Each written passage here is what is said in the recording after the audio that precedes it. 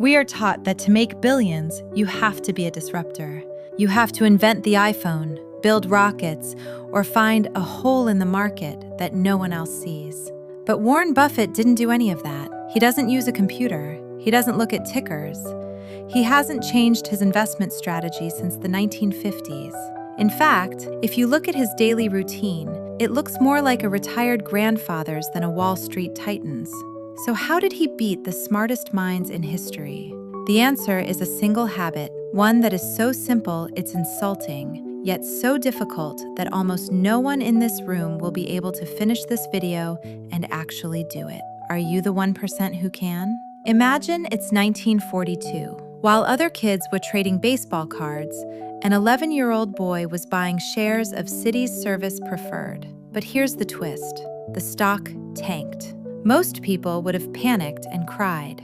Young Warren didn't. He waited. When the price finally crawled back up, he sold for a tiny profit. He felt smart, until a few months later when that same stock skyrocketed. That day, Buffett learned the most expensive lesson of his life.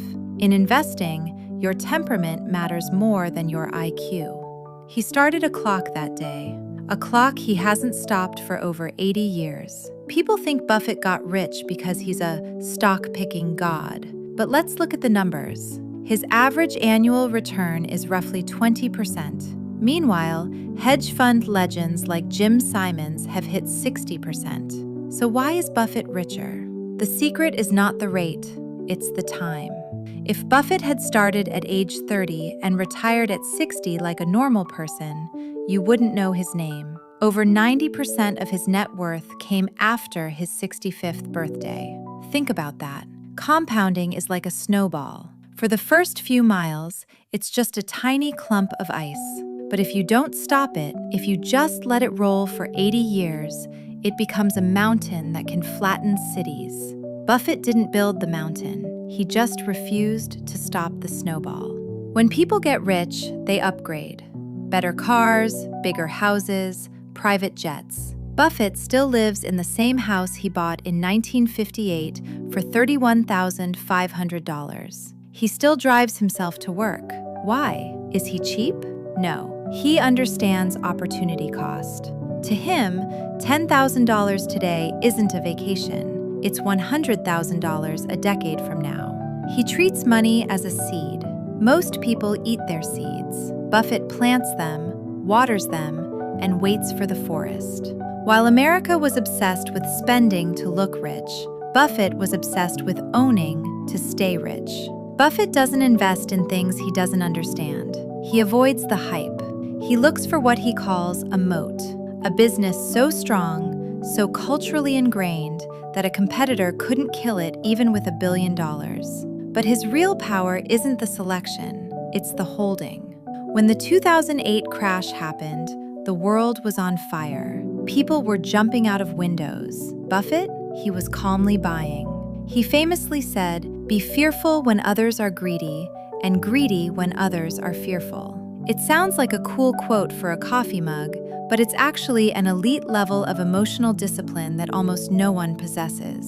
He isn't playing the market, he's playing human nature. Maybe not a billionaire, but certainly financially free. Buffett's most powerful habit isn't reading stock charts, it's reading everything. He spends 5 to 6 hours a day reading. He says, knowledge builds up like compound interest. We live in a world of instant gratification. We want the crypto moonshot. We want the 24-hour hustle.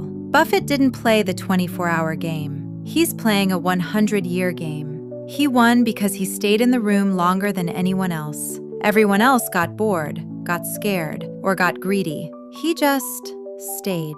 Warren Buffett isn't rich because he's a genius. He's rich because he's consistent. Wealth isn't built by intensity, it's built by endurance. So here's the question for you.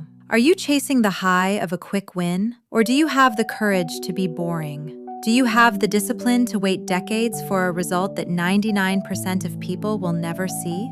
Buffett proved that slow and steady doesn't just win the race, it owns the track.